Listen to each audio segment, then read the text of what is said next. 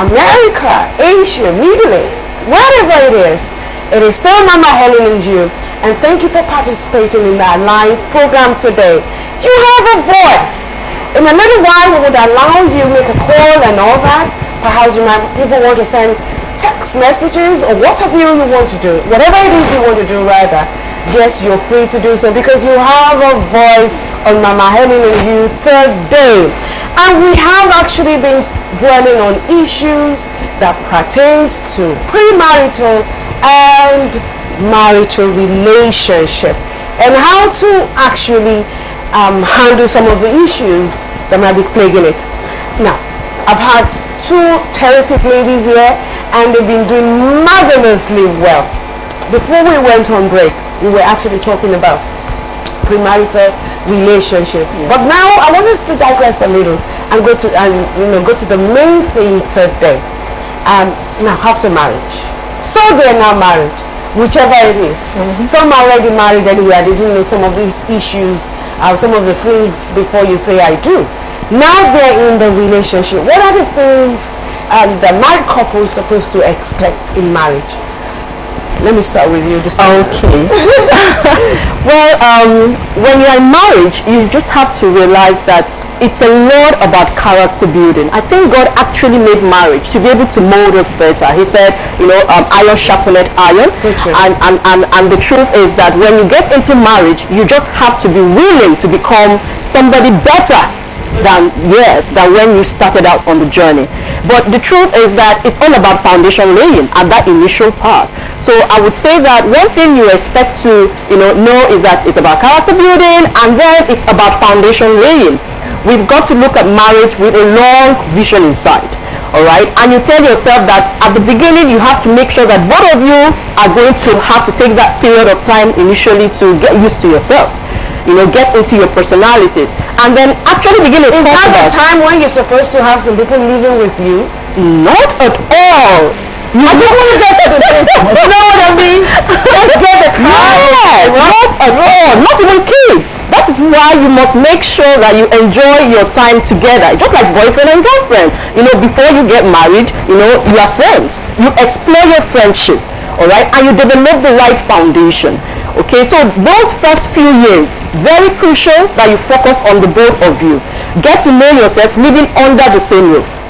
And then begin to also go back. Understand the languages under the table and under the chair. Because the man wants his shoes under the table when he comes home. And the woman says, honey, no, we don't put shoes under the table yet. We have some rags out there that we can put on. I said, no, I wasn't trained to put shoes in the rag. Put it under the table, baby. I'm the head of this family. And before you know it, you still have it under the table under the chair. And in case not taking, that could actually be a problem, isn't it? If you're not ready for that, because a lot of adjustments have to take place. Yes. But that is why you just have to focus on the two of you and give yourselves that time, to be able to get to know yourselves much better. Okay. All right. Developing a vision for your marriage. And a lot of time people think that you only have vision for business, vision for this, but they never think, it never occurs to them that you can actually have a vision for your marriage. Let's take it one step at a time. She laid the foundation on the need for both of them to have an understanding, foremost, okay? And then of course, no side attractions here. We do not want in-laws and out-laws. Okay? We just want husband and wife alone, living under the same roof, so that if your wife gets to making some mistakes, it's only our own mistake. Yeah. It isn't because there is one intrusion somewhere, someone engineering whatever, isn't it? Yes. Okay, so let's take it from layers to layers, and let's see what I also think it's a time of cleaving together. Cleaving. Please forgive me. The Bible says a man should live to cleave. Yeah. But when you look at it in retrospect, because someone once asked me this question, says, who really lives to clean? Who really lives to clean? Because here's the woman that leaves everything and then joins the man. And I replied back by saying that God already knows that the woman would have to leave everything, including her name, to join the man. So he also expects the man to do the same thing as well, in order for it to work. Yes, takes to make it work. Then apart from that, I also think every home, every marriage have a purpose. I have come across a lot of couples in the course of my premarital relationship before I got married. Okay. And one of the things I try to do is to look at their home, look at their marriage. I observe they always have a focus, a vision, a purpose. Cool. So it's a time whereby the two of them need to actually settle down, cleave together, do a lot of adjustment, do a lot of knowing each other, knowing each other weaknesses and strengths, fears, goals, vision, and in the process marry the two together without the third party. It makes them to have a strong, solid foundation to project into the future. Okay, but a young lady is saying, well, we married together. You know, did you understand that language? There are 3 or 4 or 5. The marriage is crowded from the beginning. So what do I do? The man never left his mother. Never left his mother and his siblings. And they all right inside the house. And probably they were living in the house. They were before she came there. So you see that there has to be this ground rule, because I know that there are men that actually have to help their families. But we encourage a lot that at the beginning they should be given time together, because to cast a vision is so important. And the woman said, can I please have a breather, a little breather? Can I marry him? Excuse me, can I please marry this? So the reality is that for me personally, I found out that vision casting was so important at the early part of my marriage. Because you have to see the future. You have to be able to say, I saw my marriage take me to heaven. I love marry and make it, you know, my marriage must make heaven. Amen. Yes, and it helped. Because, you know, when you come to an agreement, you know, God honors agreements. So true. Exactly. And when you come to an agreement, you find out that there are things that would set the foundation, like I keep saying. It's all about foundation laying. Yes. So that vision is so important. All right, I want to just interject this. Yes. The first 3 years of marriage. Yes. Tell me about it. The first 3 years of marriage. These are 2 people from a different background, look, everything coming together all in the name of L-O-V-E. Jesus. You know, people are in cloud 9 when they get into marriage. Yes. Most people are. All right, you've had your wedding night and you are now into the game. You're still living in that kind of fantasy for a very long time, and it's very good. For me, it was like 9 months, 10 months before I started realizing that my husband thinks with his head and I think with my heart. There are 2 different ways of thinking. So true. Yes, I love that. Please repeat that. My husband thinks with his head and I think with my heart. And we are 2 different, so we see things a bit differently, but we're so much in love, we so much, you know, enjoy each other's company. You know, you begin to see that, oh, there are different ways of, you know, seeing things, and then you have to learn how to start communicating those differences without falling out. Okay, so you find out that at those initial first 3 years, you really have to do a lot of adjustments and learning to accept each other. Yes, I realized that it wasn't about my husband's vision only. We have to share my vision. It had to be a union vision. Yes, it had to be infused, so that he wouldn't just take me into his world without recognizing that I'm also made by God for a purpose. And the 2 of them had to come together. Yes. I love that. Okay, wait a minute. You also in this, you know, married to build up and all that stuff. You also have what you call in-laws and sometimes outlaws. How do you deal with this? One of the foundation, and like we said, marriage is a responsibility, and as Africans we need to get that understanding. We have a kind of a culture in Africa, especially a kind of settings whereby many a time the in-law want to come into the marriage. They want to be part of your decisions. They want to be part of the family unknowingly to them. Practically they will say they are not. I just they suggest to, but truly that suggestion is not suggestion. It's like trying to say buy my own idea and make it. This is how you're supposed to treat your wife. So when I come to the house, I saw your wife sitting on the chair. How could she be sitting on the chair? She should be on the floor. Kneeling down, serving you the water. Yes. So what I would like to say is that it takes the two to actually sit down. When should we allow the in-laws? When should we not? Because that's one of the things I love about my husband. My wife will say, you didn't marry her. She's my wife. So you don't have to say this. It's you that will go. So it was always there. So I think for the men, they need to make their stand. Well, many a times, some of these in-law try to walk through the man to control them. Also, it also happened on the female side also. As well. But what I think that can actually make up, because we cannot shy away from the fact that we're Africans, is to try to actually, after laying that foundation, to let the two of them have a decision, a kind of a principle, a kind of a guide. When should we allow the in-laws to intrude into our relationship? When should we allow them to intrude into our home? If they have been able to agree on those terms, it will make it easy. Sometimes they may not be in-laws, it could be friends. So true. Yeah. Because I know some people that they are married, but they are still attached, attracted, and still make decisions based on their friends assisting them to say this is the way you should run your home. So they should let their friends know, I'm no longer fooling you. So the woman says, I'm not laughing, I'm so sorry, I have to cut you. A woman says, I'm a woman, treat me like one. What are the things women look out for in marriage?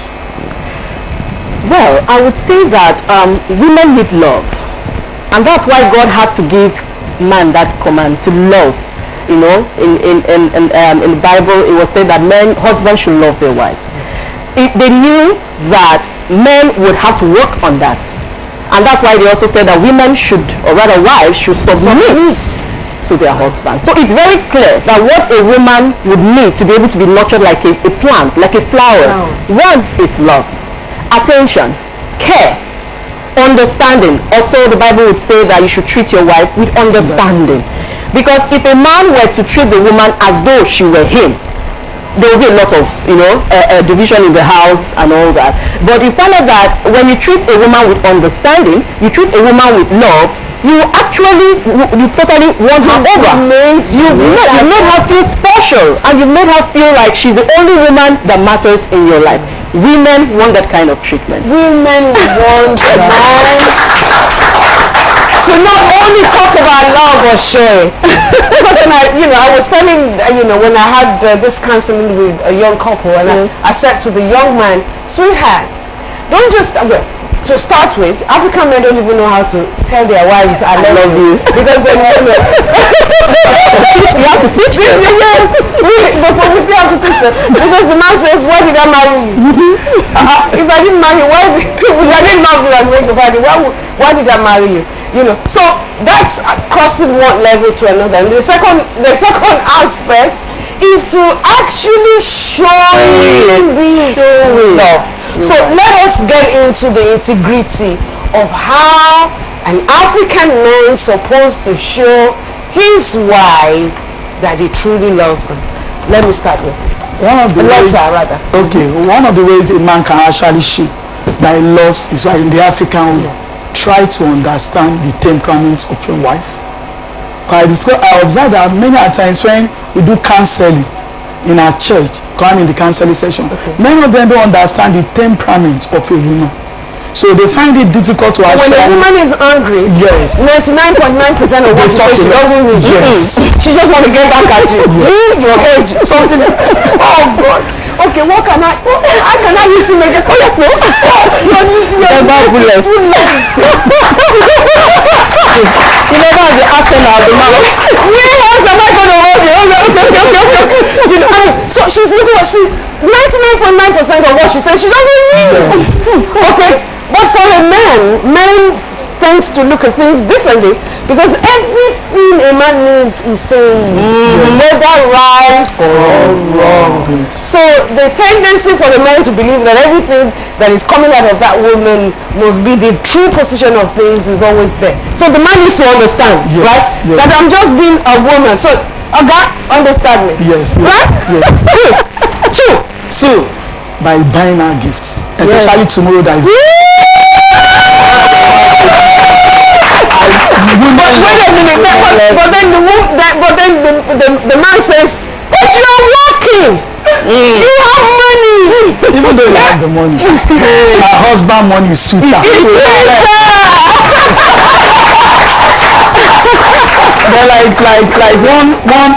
an elderly person says anytime she gives birth to a baby, pay her specially.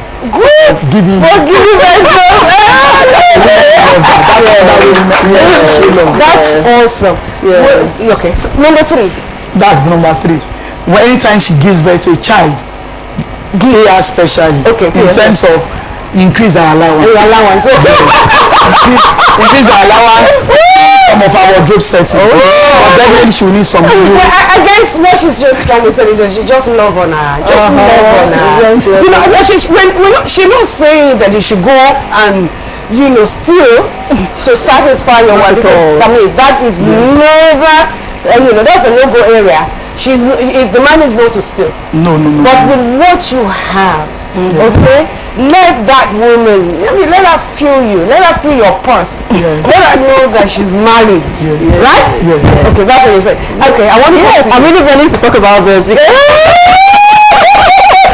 because I know that one way is words of affirmation. Yes. You have to tell her, I love that. I love you. Like every morning I have to tell my husband, I love you, and then he tells me, I love you too. I'm like, oh, that's good. That's awesome. It keeps you going. Yes. The reason, wait a minute, because somebody needs to know that. Many times men do not know that a woman constantly needs to know. Oh, she needs to know. She needs to know because that keeps her going. It's amazing. When a girl is still in her father's house, she gravitates after the father's, affirmation, as it were. And so the man said, "Oh, pretty queen, blah blah blah." And all that. I remember when I was growing up, my father would call me and say, "Oh, Miss Nigeria, Miss," and I was like, and I was flying all over. It was later on in London. I was going, wait a minute. So who are these ones in the telly that I call Miss Nigeria? Miss if I'm truly Miss Nigeria, but truly it really helps me. It goes a long way. It goes a long way. So now when you switch to marrying a man, a man needs to continue with what has been ongoing. Exactly. Right? These are the spices that make marriage sweet. Affirmation. Yes. What of affirmation? Your hair looks good. Oh yes, you look very cute. Oh, that's a lovely blouse. And it's amazing how much you have just pumped fuel into the woman's car. Not that in fact you even try your best to bring the hair close. So that I'm not seeing anything. So apart from someone from outside that will come in and say, "Oh, you look good today." Say, exactly. Oh dear God, what happened to that man? Lord, open his eyes. Lord, calm that eyes open. Another thing women love is time. You've got to give her time. Women are like gardens. You want to spend some quality time. They didn't marry the house, they didn't marry the cars. In as much as they enjoy all those luxuries, but they actually want the man in the house. Awesome. Really. You said it all. You said it all. Okay, when you're having all your plannings and business meetings and all that, can I be a part of it? A little, can I be part of it? Yes. So making out time, for your home. Awesome. Men will say, "Well, Mama, what's going on here?" We also have a need to. Can somebody advocate? What are those things that men want from their wives? One of the things I know, and from research evidence, that men love anytime, any day, and they always feel on top of the world is sex. They don't joke with it. Okay. So the woman will be able to give good sex, satisfy the man. Conjugal bliss. Conjugal bliss. Now, wait a minute. but she's very right. She's very correct. By Rachel, men who want to have, conjugal beings with their spouse. But the aspect of this aspect, I want us to look at it, because sometimes a woman will say, oh, okay, honey, well, what about the gaming that I said you should buy for me? Before you touch me. Before you touch me. What do you think about that? That's very wrong, isn't it? One of the things I think we women, we need to talk to ourselves. Yes. And one of the things I would like to say is that if you don't love sex, you have to pray for the anointing to be able to satisfy the man. Then the issue of the gele, the man is not ready to listen to that. He wants it at now. that time. So it's not the right time to bring those kind of issue. You take it to another time. So we need to be very careful. Is that what is called sexual compatibility? Yes and no, depending on the angle you are looking at it from. But what I would like to say is that for we women, we need to be very careful. Because one of the things that we do, and sometimes we don't know, is that in the process of bringing those issues, the man gets easily distracted from you. And that can be a starting foundation of problem in the home. And before you know, like my husband will always say, love can easily go down, whether you like it or not. What it takes for the man to love you on your own can reduce the love. So we need to sustain it. Apart from good sex, we need good food. We need good food. Good food. Doesn't men like respect? They love respect. They love it, don't they? They love, and that is why it was said that wives should be submissive to their husbands. You see, the husband is not really crazy about love, the way the woman is crazy about it. The man just wants to be in his kingdom and be recognized as the king. Yes. Constantly. Yeah. You might have better ideas than him. That doesn't really count. You have to find a way to pass it across and wait for him to take his decisions and all that. So respect is so. In fact, that's the food they eat. That's the food. Yes. The man wants to be respected. He wants to be respected. He wants to know that he is the head of his family. Precisely. And no one challenges that. Yes. It doesn't matter who you are. Yes. Even if you have PhD, that has to be established. Awesome. Okay, are there other things you want to add regarding men? Because we want to also they have a voice. Apart from respect to the man, the way we treat their in-laws also matters. The way that we treat their family matters a lot. The family. Yes. So they love that. When it comes to your home, they'll say, okay, my husband is going to getting married. We need to send money. Okay, I have 30,000. Send. Then maybe when it comes to your husband relation, say, how honey, we have a lot of expenses. Let us send 10,000. They don't love that. They may not react. But women too. Yes. Women too advocate for that. So it has to be balanced. It has to be balanced. It has to be balanced. Yes. Okay, I want to go into this. You can't talk about marital relationship or issues without infidelity. Yeah. Okay. So, what brings infidelity in marriage? For me personally, I believe that the spirit of sexual immorality starts from before marriage. In other words, fornication, and then you now graduate into adultery. So what brings infidelity? Being used to having sexual relations, sexual partners outside of the marriage commitment. The fact that young people can actually practice sex outside of marriage predisposes them to infidelity, because they think that when they get married, they're going to be content with their spouse. And they get to find out that they're so wrong. They have already created the appetite to be able to consummate, sex without any commitment. And so one thing that really leads to infidelity in marriage is being sexually active before marriage, and then not being, sensitive to commit. At times we tell people you have to make purity covenants. Okay, even if you have been sexually active, decide from today onwards. It's never going to happen. It's never going to happen again. If you make those decisions, it's amazing how God gives grace to keep to it. So true. Yes. So you do that before you get married, And then you do that after you've gotten married. You've got to make those commitments. Then there is a weapon that we have actually been given that many of us are not using very well, and that's what is called self-control. Yes, we have that spirit. You know, we have the spirit of self-control. We have it as a gift. In Galatians 5:22, it's a gift that has been given. All right? And in Titus 2:11 and 12, it's made very clear that we actually can say no. So at times we don't exercise that ability, and that's why people actually involve themselves in infidelity, because they don't exercise their ability to say no. Meanwhile, the grace has been given. Yes. So I would want to say that, you know, we have to make sure that we know what God has provided. Yes, especially because He knows what's going on around us. True. There are so many distractions. There are so many distractions. So many distractions. And I often say that a choice has no rival. Okay, once you make up your mind and say, well, this is the man or this is the woman I want to spend the rest of my life with, then you have to commit to that, isn't it? But there are practical things as well, okay? There are practical, you know, she just mentioned one, but you also want to share most of the things she has talked about, they are true.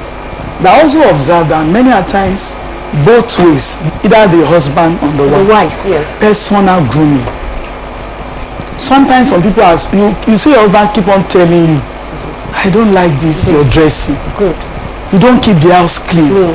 The house is dirty. Kids are not being kept properly. This. I don't marry you, tie wrapper for around the chest. All those kind of things. So sometimes personal grooming sometimes can make a man to easily be distracted from the woman, also the woman to be distracted from the man. And before you know, someone else outside that appreciates, and maybe this guy looks so good, and before you know it, fidelity can come in. So personal grooming. Then also, apart from personal grooming, I would like to also say, sometimes unfaithfulness in finances can also lead to that. Okay. So because of that, either way, either the husband or the wife, say my wife is not, and there's a secretary in the office. Anytime he gives money, she's accountable, she's faithful, she's honest, she's before you know, the man start losing attraction from the wife and being attracted, like she said. I told the man, I said, sweetheart, when was the last time you actually looked at your wife? Because haven't you noticed most infidelity and all that always resonates around ugly girls. When you look at the wife and you look at the nonsense, you ask.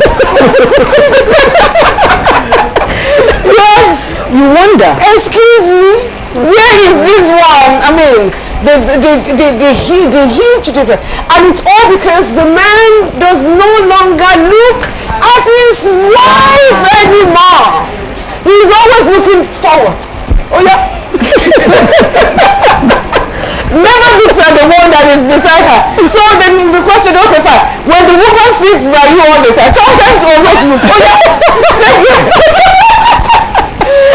Look at what God is giving you. Yes. Because when that is done also, it will help a great deal, won't it? It definitely will. It definitely will. You know, they used to say that when you want to know a newly married couple, you know, the man is driving like this and he's always like this. But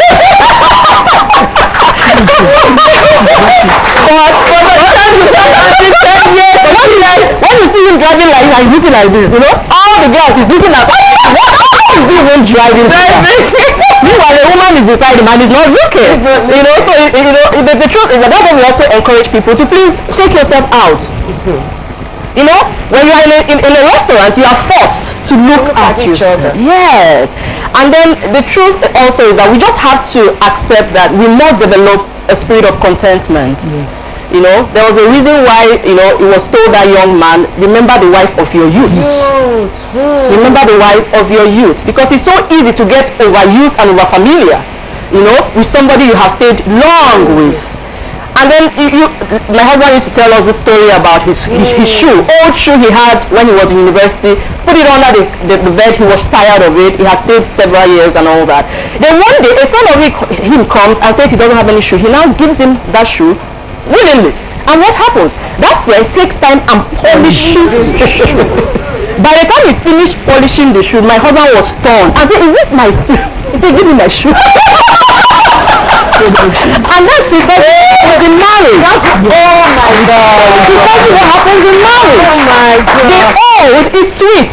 The old is sweet. Yes. It's very sweet. Yes. At times, the 20-year-old car is better than the new car. If you know how to maintain it. We must tell ourselves the truth. And one gets sweeter with How age. do Yes. women handle infidelity? What's the best way to it? Because you see a woman, you know, you're married to your husband, everything seems to be jolly, and suddenly the man starts messing up, or vice versa. It could also be the woman. But in this case, how do you handle it? Is divorce the solution?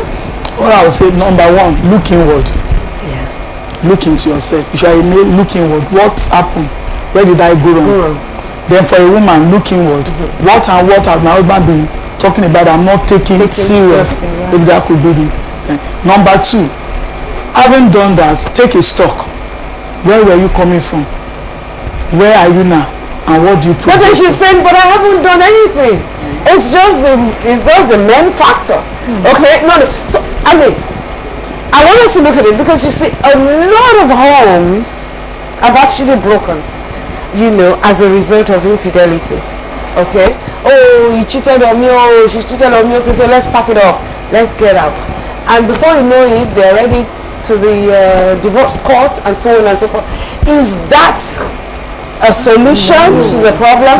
No! I want you to address that because somebody might be watching right now and you're thinking, okay, fine, he cheated on me, so let me just serve him a divorce mail and let him get his head out of my neck. You know, but divorce is never the solution. Rather, you can both come back together and work it out. Isn't it? Yes, you can work it out. Keep that, you know, whatever. Keep it to the core. Never give up. Never give it to God and get your man back, right? Yes. Awesome. And then, of course, the other aspect is that, oh, baby, I mean, don't kill yourself because of a man. You have a life. You have a future. You have a life to live. Because anything at all, you have a life to live. You have a life. And always remember that. And just because it happens to you does not mean that it's never happened before. Get over it. Get over it. Dust yourself up and keep moving. Because at the end of the day, there's always light after the tunnel. But there is a very important thing, though, that I want us to touch on. And this has to do with communication. Okay. Communication is extremely key in marriage, isn't it? Totally. Okay, because a lot of times married couples, especially Africans, they don't know how to talk. Men don't know how to communicate. A woman, you know, a man comes back home from home and is like, I'm very tired. And the wife is saying, honey, how are you today? He said, fine. Who did you meet today, people?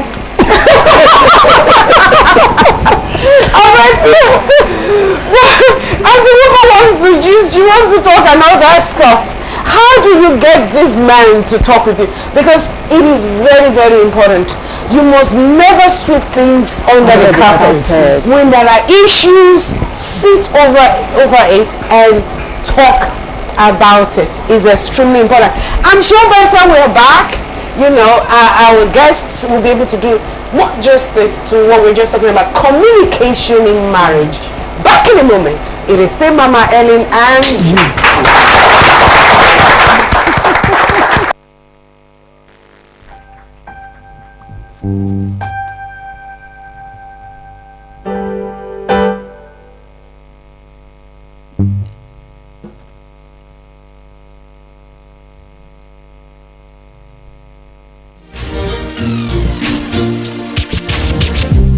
Mama Helen and you. Mama Helen and you.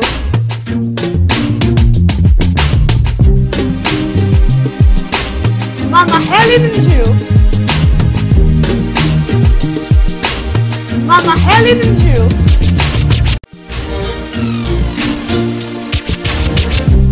Mama Helen and you. Mama Helen and you.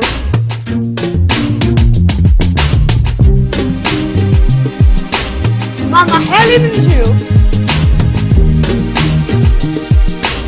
Mama Helen and you. Lonely, African Broadcasting Network presents Mama Helen and You, Valentine Special, hosted by Mama Helen Orisha Jafor. On this special edition, she will be addressing burning issues on relationships, love, marriage and family. Live phone-in sessions. You can't afford to miss it. Live with Mama Helen Orisha Jafor. Say it out loud. I need to talk to someone. Date February 13, 2018. Time 4:30 p.m. at the African Broadcasting Network Studios. Mama Helen and You.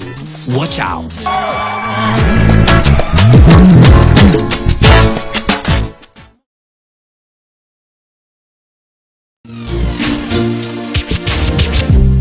Mama Helen and You. Mama Helen and You.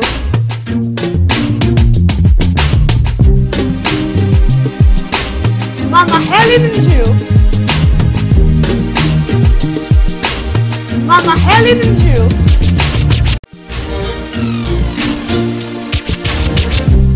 Mama Helen and You.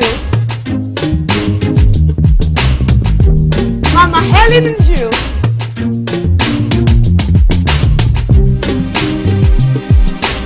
Mama Helen and You. Mama Helen and You.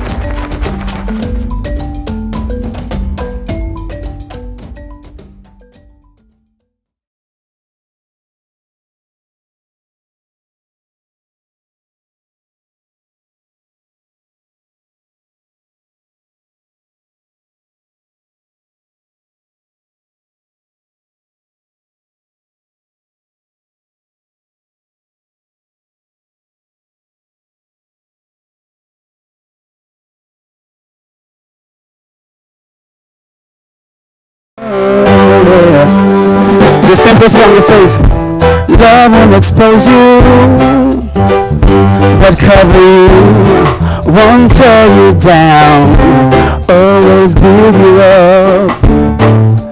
Love won't deny you, but stand by you, won't discourage you, but keep your dream alive.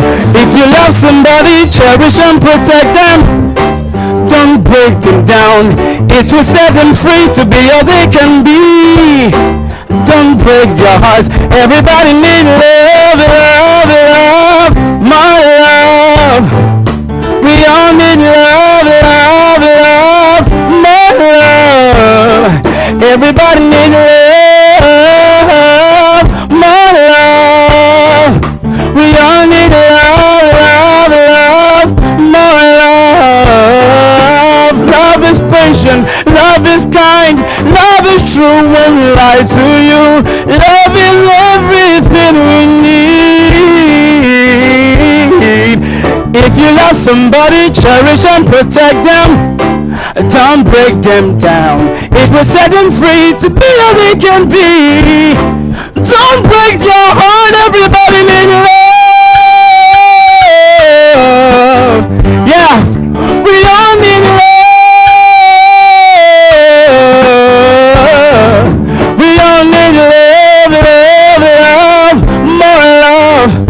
Come on, we all need love, love, love, more love.